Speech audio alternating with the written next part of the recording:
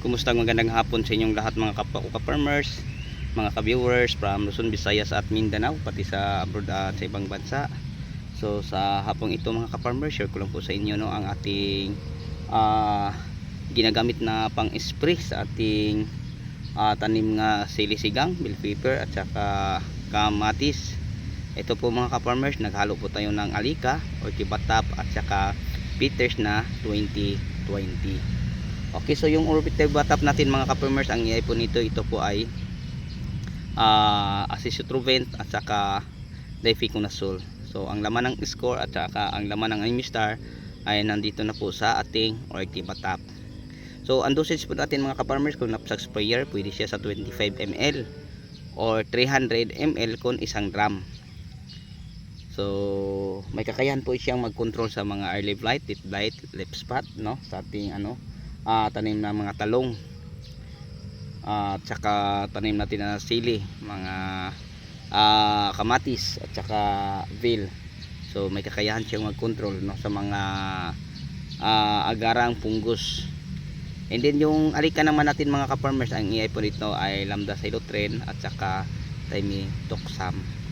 So yun po ang laman ng karati at saka aktara ay nandoon na sa ating alika. So yung insecticide fungicide natin na combination, compatible po sila, ay mga produkto po sila sa Syngenta. So pwede sila nating ihalo mga ka-farmers. So wala pong problema, no, kahit fungicide, insecticide, basta compatible lang mga ka-farmers. So matagal ko na tong ginagawa mga ka-farmers, hindi lang mga 10 years, no, sobra pa, kasi matagal na po tayong user sa mga produkto sa Syngenta. So yung foliar naman natin mga ka-farmers natin ginagamit, ito po ang ating ina-alternate sa Green Acres, yung peters na 2020. Okay, so yun po mga ka-farmers, maganda siyang gamitin sa bago nating tanim dahil available nito ang nitrogen. So kailangan ng nitrogen sa ating mga bagong tanim mga ka-farmers, at saka phosphorus, and then may potassium. So maganda siya mga ka-farmers. And then available ang secondary nutrients, pati ang mga micro elements. Kaya nga mga ka-farmers, pag mag-spray tayo nito, madali lang bumulas ang ating tanim na sili o bell at saka kamatis o talong. So maganda to kahit sa ampalaya o sa kahit unang uri ng mga pananim mga farmers, pwede po ito. So yung alika natin mga ka-farmers, may kakayahan to siyang mag-control, no, sa mga white fly, no, sa ating tanim na mga talong, tanim na mga sili at saka kamatis o bell. So may kakayahan to siya sa mga sowing and sucking insect, no, sowing and sucking insect, may kakayahan to siya sa pag-control. Kaya maganda siya nating i-apply mga ka-farmers. And then solvent din siya, ibig sabihin malamig siya sa ating mga pananim. So yun po ang ma-share at maibahagi ko po sa inyo. So ulitin ko, ang fungicide natin or Tivatap, maganda siya sa mga early blight, late blight, anthracnose, mga powdery mildew at saka scab, no, yung mga anthracnose pwede din, late blight at saka leaf spot pwede din siya. And then yung alika natin sa mga swimming and sucking insect, yung mga aphid, thrips, mga white fly, pwede din siya mga farmers. At saka yung sa may mga pakpak pwede din. At saka yung foliar natin. So isang spray, naka-insecticide na, naka-fungicide at saka naka-foliar. So yung foliar natin, ito po ay peters. Yun ang ating ina-alternate sa ating Green Acres. So ang ipapa-sprayan natin mga ka-farmers, itong veal natin. Yan. 5 days pa lang po isa, mulang na itanim. Punta doon. Ito bell pepper at saka dini ang ating sinisigang, no. So yun po ang ating papa-sprayhan. So may nakita tayong mga tao dyan, naghuhulik din sa mga pinuputol sa mga insekto, kasi may mga insekto mga ka-farmers. Yan. So ito naman ang ating kamatis na ating pinapahulipan, kasi bugbog to sa ulan, daming namatay mga ka-farmers. Yan, naninilaw, yan, patay, oh. Sa dalawa tatlo, maganda. Yan, may naghulip din sa kamatis. So yan, may naghulip sa siling sigang, may naghulip sa bil. And then sa ating kamatis meron din.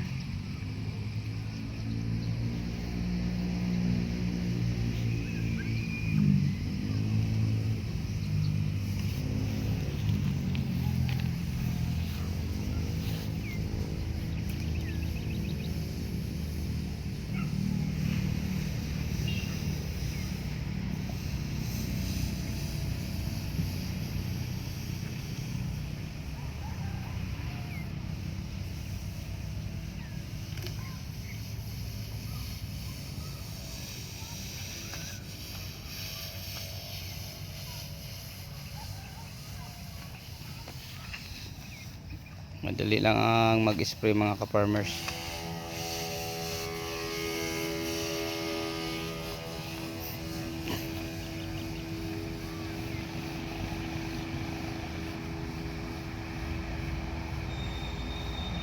So ganyan lang kabilis, no? So nakaktara na tayo mga ka-farmers yung time na naitanim to dahil may mga putol mga ka-farmers. So yan, nagpapa-spray na lang tayo ng alika kasi pinuputol po sa pisting insekto.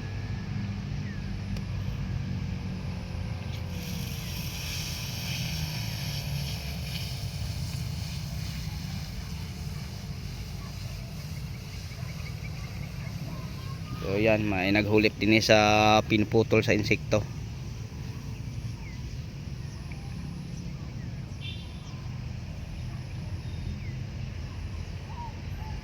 At saka dito mga ka-farmers, hinuhilipan yung mga pinuputol sa insekto. Dito naman mga ka-farmers, hindi to pinutol sa insekto. Ano lang, naano sa tubig ulan. Kasi yung time na nagtanim sila, 4 na araw, 4 na gabi, tuloy-tuloy ang ulan. Kaya hindi nakayanan sa ating kamatis, kaya maraming namatay. So, wala namang problema mga ka-farmers, na mga panghulip naman po tayo. So hulipan lang. So yung atsal natin na itanim to, yung wala na. So umulan siya, hindi na masyadong malakas. Pati ang ating sili, kaya maganda sila mga ka-farmers. Ang problema lang din may mga naputol sa pisting insekto, kinagat. Yun lang ang problema din Pero kung sabihin natin may nalalanta o namatay, sa wala po, kasi pawala na po ang malakas na ulan na may bugsong-bugsong hangin pagtanim natin din sa ating bell pepper. Ganon din sa ating siling sigang.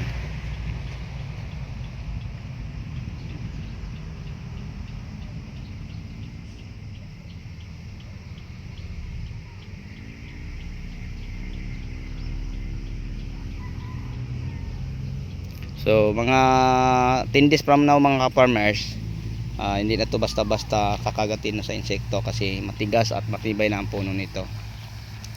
So dahil may mga napansin tayo na ilang punong naputol sa mga insekto, kaya ngayon nagpapa-spray na lang tayo ng alika. Yan. Alis ang mga ka-farmers, mamumutol yung parang tipaklong. So pag halimbawa mga ka-farmers, ang ating tanim ay nakamulching, napakalinis tingnan. Yan, kita natin.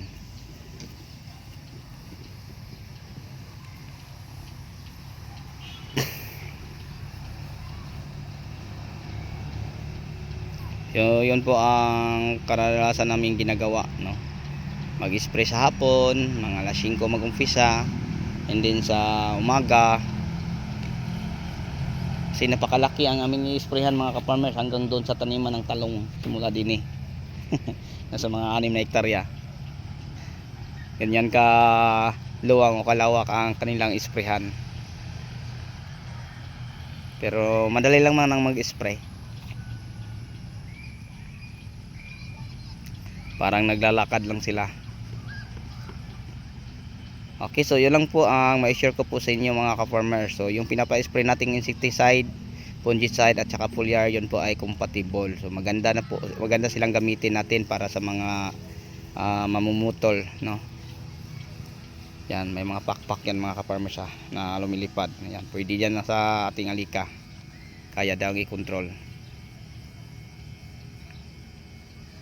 Kaya alika ang ating pinapa-spray. Kasi ang alika may kakayahan siyang mag-control sa mga, ulitin ko, white fly, may mga pakpak na yung butterfly mga ka-farmers, and then mga aphids, no, thrips, kaya din niya. And then yung fungicide natin, or leaf blight, leaf spot, anthracnose, yan, maganda din siya mga ka-farmers. So yung foliar naman natin, nitrogen, phosphorus, potassium, available sa kanila nutrient pati ang mga micronutrients, kaya maganda siya gamitin sa ating bagong tanim kasi napakataas ang nitrogen niya. Ang nitrogen niya mga ka-farmers ay nasa 20%, and then ang phosphorus ganun din, 20. So yun lang po, bago tayo magtapos, mega love shout out sa lahat nating mga subscriber, no, from Luzon, Visayas at Mindanao, pati sa abroad at sa ibang bansa. So sa lahat na mahilig sa gintong usapin, maraming salamat po. Kung isa ka pa lang baguhan, pa-subscribe naman po at saka pa-share naman kung pwede lang po. Thank you. Bye bye, happy watching and happy farming.